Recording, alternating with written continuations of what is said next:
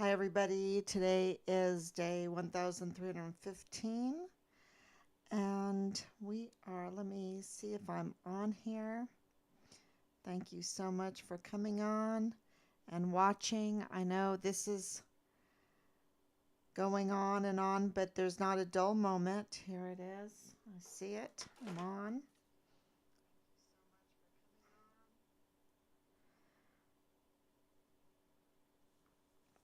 Okay,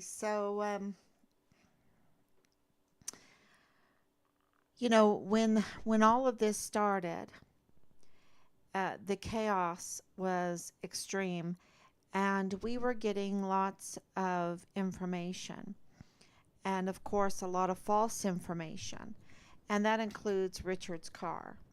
So we are in the process of trying to get the truth about where Richard's car is, what happened to Richard's car. We never really um,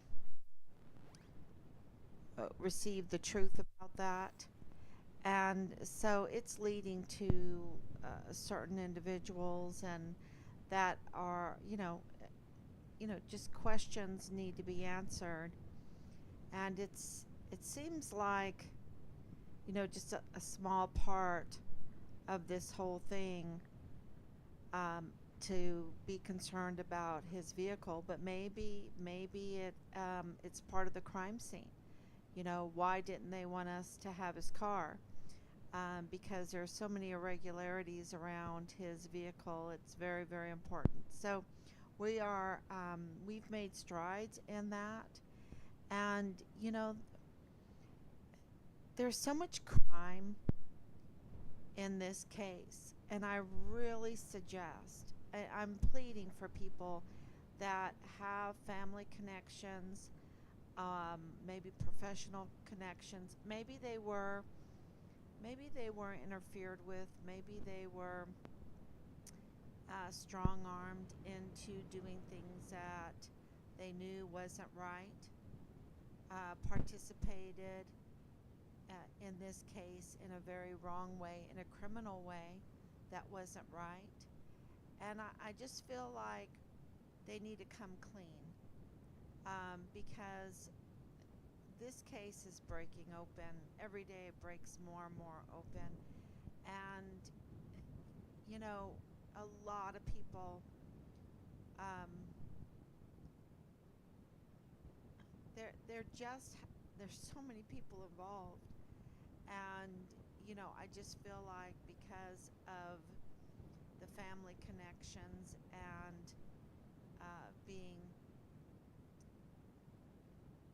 persuaded to participate, maybe even took a bribe or something, I don't know, uh, what persuaded them to do these criminal activities when it comes to the life of a whistleblower, life of a United States soldier, the life of our son and brother and uncle and godfather, and yeah, Richard's a godfather. Um, you know, to take action against a human being like this, for what? Did you sell out a bowl of lentils, 40 coins, 40 gold coins? I don't know. Um, but it is such a betrayal, and I just want to say I think it's time to come clean, and we've been saying this for a while because we have seen the direction that this case has gone into, that the truth can't be stopped, and it's coming out. It's coming out just with the names of false witnesses when it comes to Richard's vehicle. And there's, just so many things coming out with the Walmart case.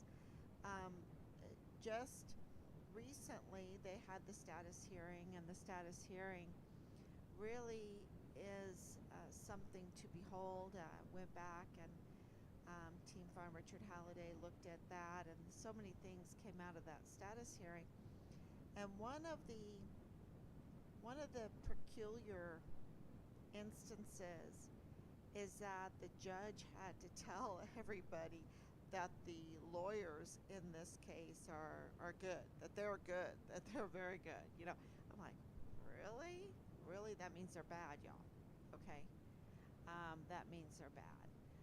When a judge has to come out and tell the community, hey, these losers are really good, then they're really losers, right? And we know that um,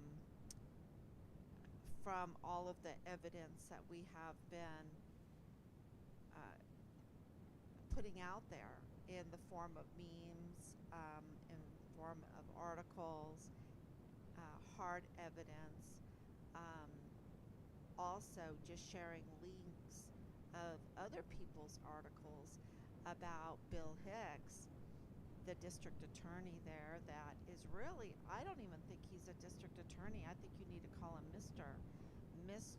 Bill Hicks, because he has not clarified that he signed that statement of officer. Uh, this is the anti-bribe statement before he took his oath of office, and it's clear that he didn't, and it's clear that there are huge allegations that he even tampered with the timestamp on it. And so, he is really not legal. He's not really the legal DA. And the judge is saying, oh, these are good lawyers, right? These are good lawyers. He doesn't even know how to get into the oath of office when he knows how to do it, right? He knows. I mean, you don't go into a DA without knowing how to make sure you sign your papers so that you can actually fulfill your duties. It's especially a district attorney when you are supposed to be the prosecutor for a amazing place like El Paso, Texas, right? So the other thing about, and I'm sure Medrano knows this, I'm sure Judge Medrano knows this, and that is that Bill Hicks was representing Purchase Funeral Homes until he took that oath of office, okay? So that means he's a witness in the very case he's supposed to prosecute. And the judge is going, oh, these are good lawyers.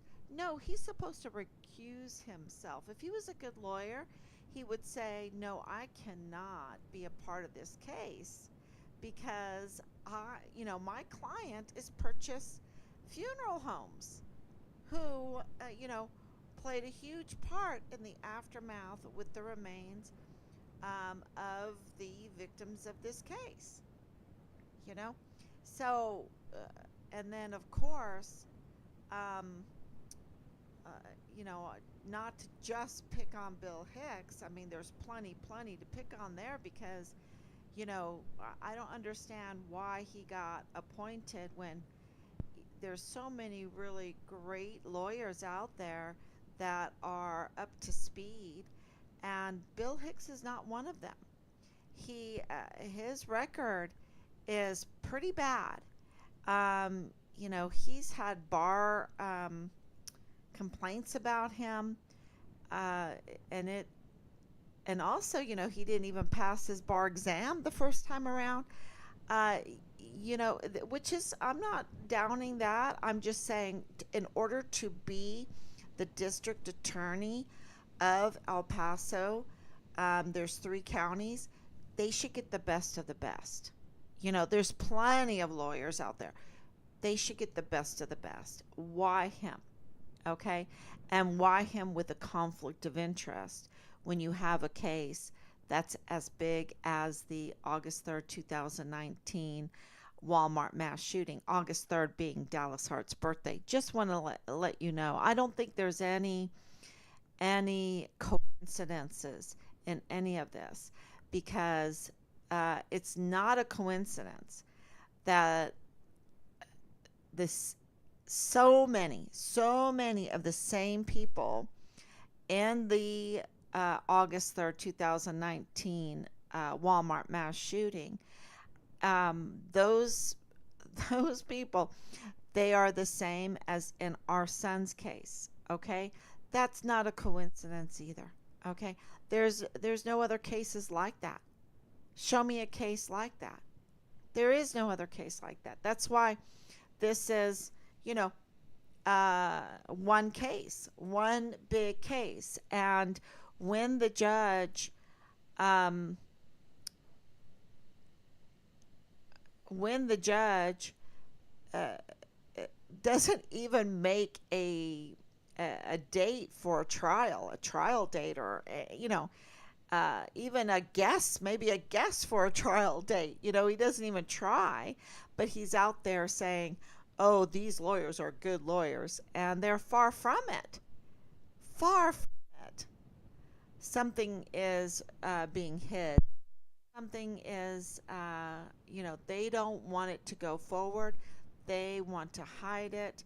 They want to leave it in pieces, just like John Briggs was always doing, right? He was always just leaving it in pieces.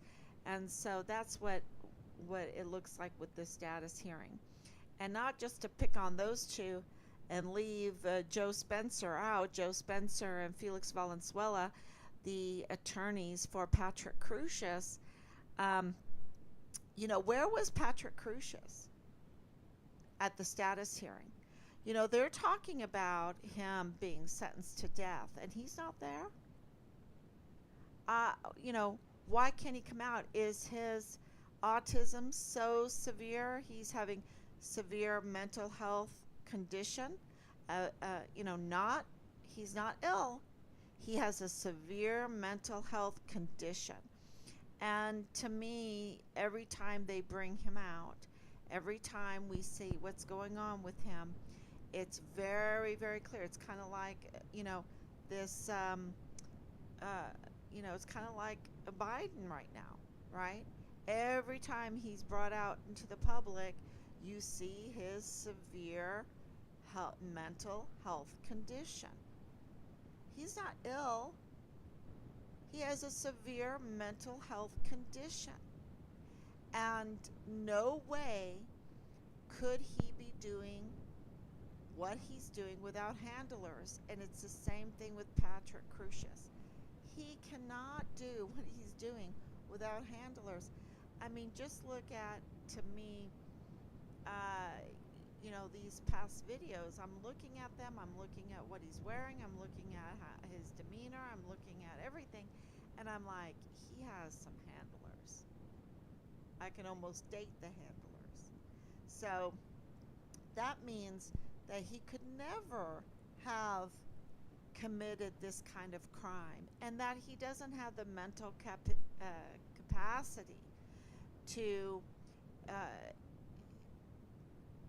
be this racist set, that these vile and vulgar accusations that they say.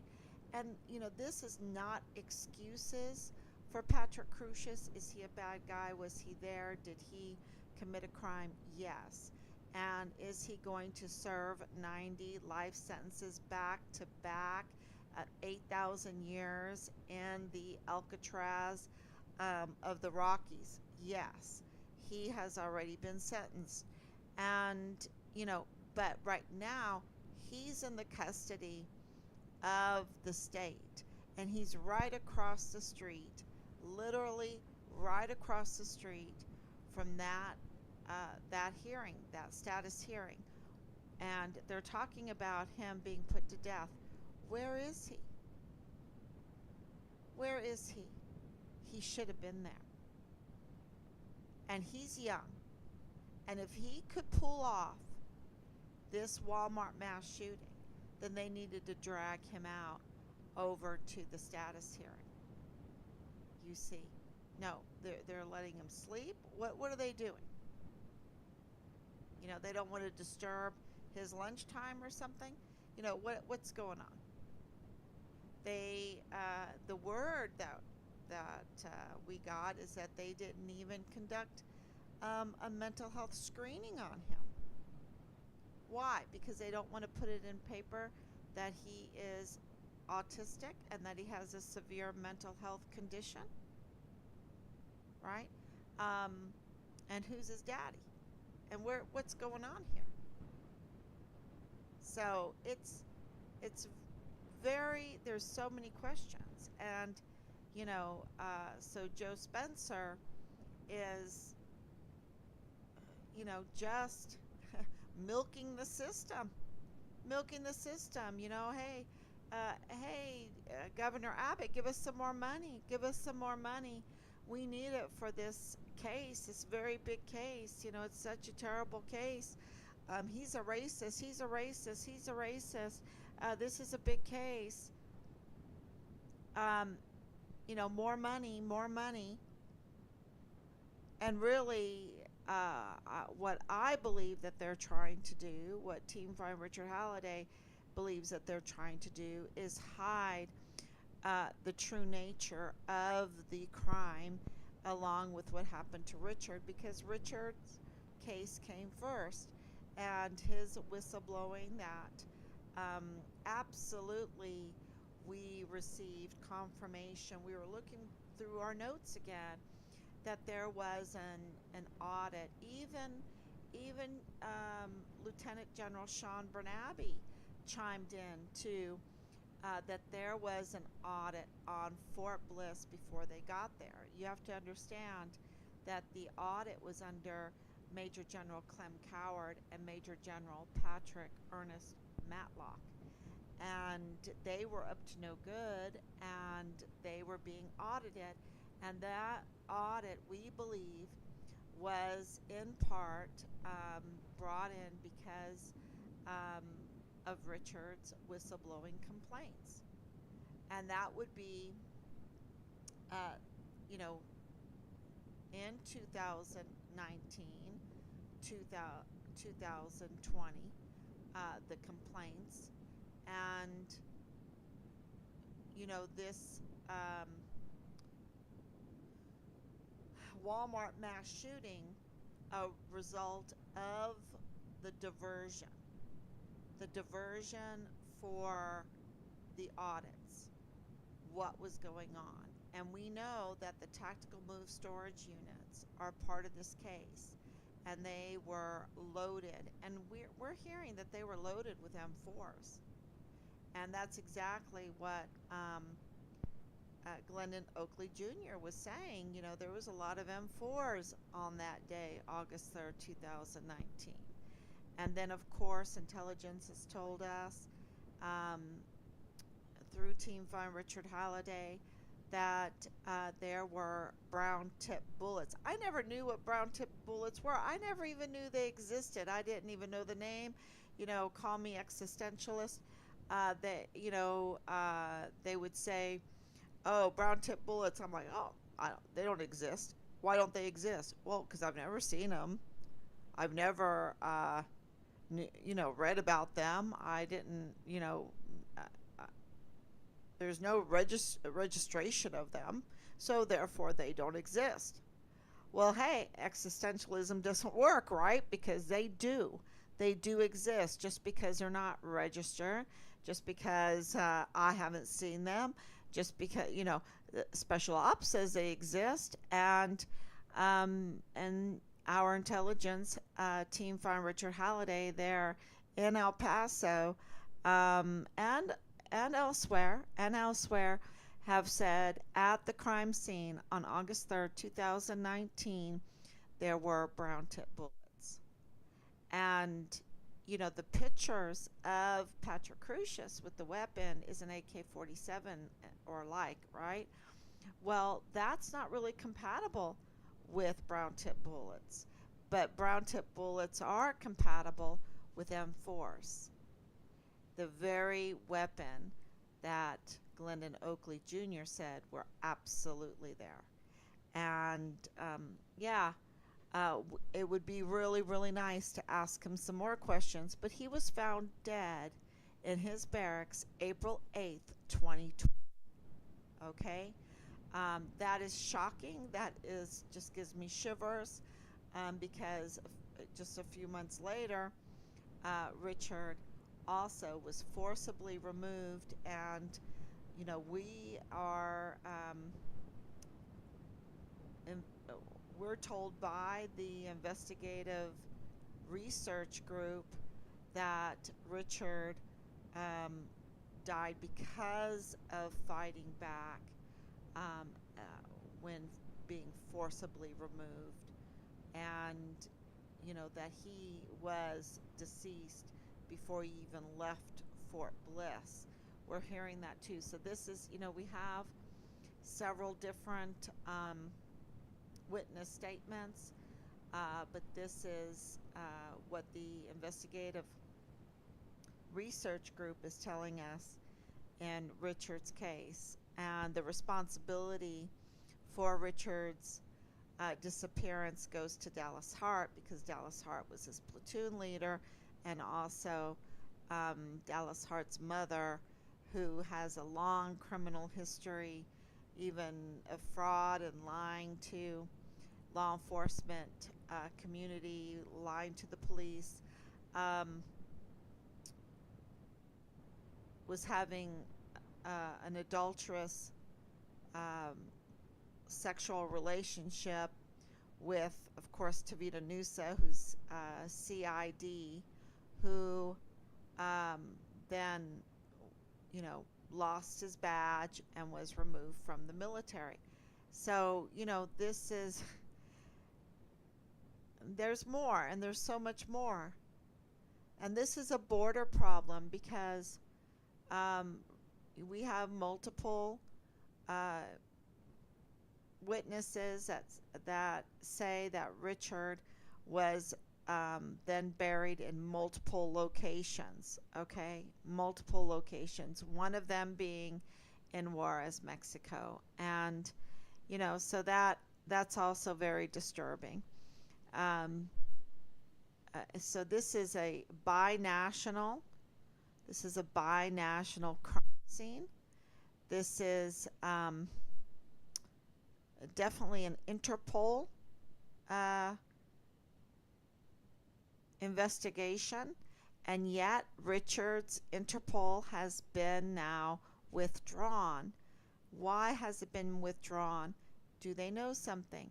Has Richard been designated as deceased? Right? Has he been designated as deceased? And we'll see what the Army, there was the Board of Inquiry. They have plenty of information. The problem with the information is that there were bad actors, and some of those witnesses are not, a lot of those witnesses are not reliable.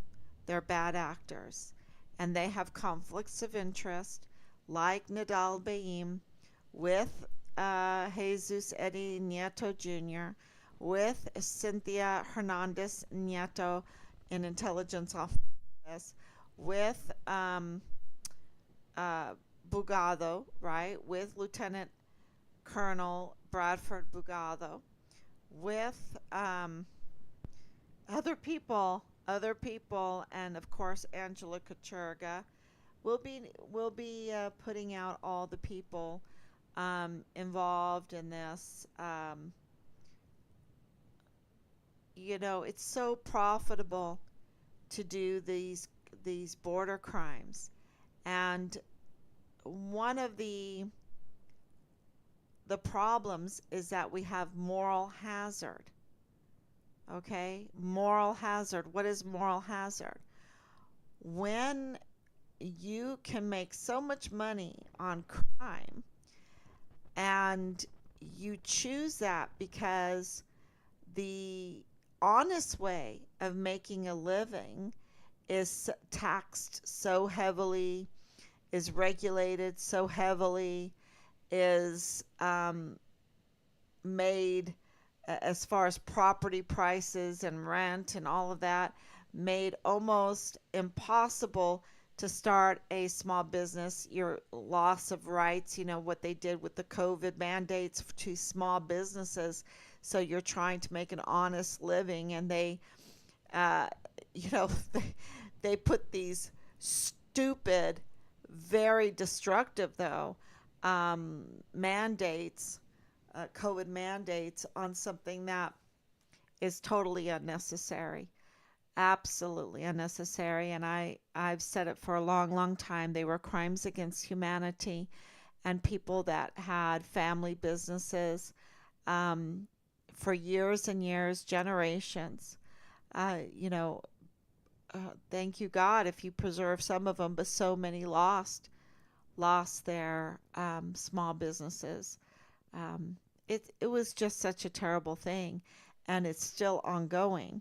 And now we have this moral hazard. Okay, if I've lost this business, or I'm on the verge of losing it, and I've already declared bankruptcy, because a lot of these people involved in this case, they have bankruptcies, so they all have this money problem, or the know how to handle their money. They have a problem with it, and so that's not to diss them or anything. I'm just saying that that's a cause of moral hazard. Um, if you can just get into the cartel over Mexico and say, hey, I have access to these tactical move storage units. I can get you some ammunition, and especially those brown tip ones, because they're not really registered. I can get you some weapons. I can get you some equipment. Um, and they go, okay, and we'll give you big money, but we have some kids that we want trafficked. We have some child pornography we want trafficked. We this kind of moral hazard, just it's so terrible. And so it's so bad there, um, what they have done. And you know some people are living large off of uh, being the ringleaders of the moral hazard, the criminal syndicate, and of course the cartel is involved. And Ken Paxton said it himself, that even the presidency of the United States is in cahoots with the cartel. And we know that we have some very, very bad generals that are in cahoots with the cartel. And when you see the State Department sitting across the table from, yeah, uh, you have federal agents sitting across the table from state Mexican agents, just not the equal. If you're federal, you need to be speaking to your federal counterpart, not the state counterpart. And then giving them equipment, military equipment, gifting them military equipment. I saw a big problem with that. That's a big problem. Yeah.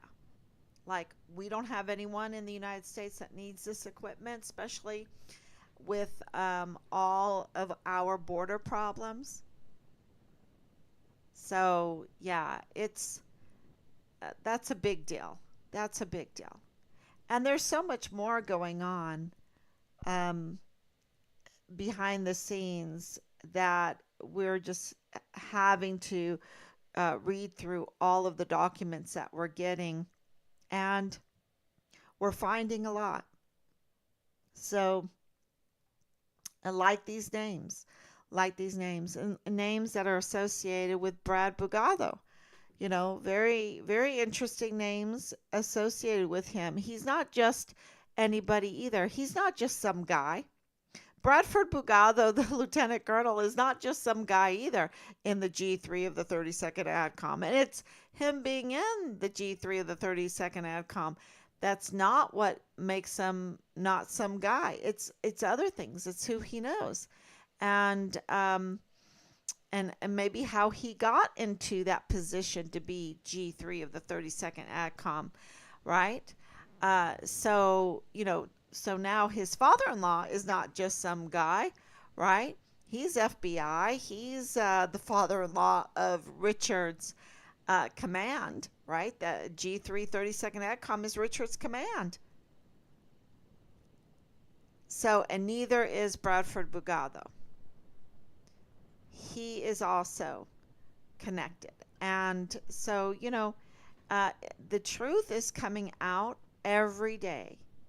And some way, somehow, some when, um, not, how you say little children, when you're pouring something out or whatever you say when you want us to stop, right? Say when. Uh, I'm saying when right now, but it's all in God's timing. It will all break because the truth is coming out. And with all of the politics happening right now, with this year being an election year, uh, we should get some very interesting results in Richard's case. And our objective is always to get Richard, to get Richard. Okay? So if you have done Richard harm in any way, shape, or form, you need to come out clean. That's what I'm saying here.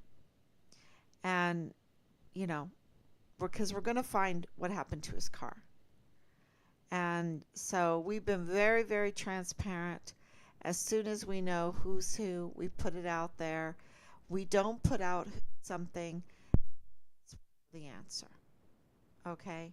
So we're just letting everyone know that they need to come clean. So you can call 941-677-0060. Matter of fact, I need to check that roll. Um, uh, anyway, so I will check that, but absolutely call that number or the authorities and come clean. Okay, everyone, thank you. Oh, Anesia, thank you so much for coming on. Good evening. Thank you for your prayers and your love. And we will be back tomorrow, God willing. Okay, bye-bye. Please share. Please share and comment. It's for our one. I got a message today. This is like a little bonus message today that from a very good friend, very dear friend, that is like, Pat, I haven't seen your stuff, right? And I get a lot of that. We're being censored. So if you can share, that really helps that. But it's for our own safety. And this is a record. Doing these live streams are a record every day of what's going on.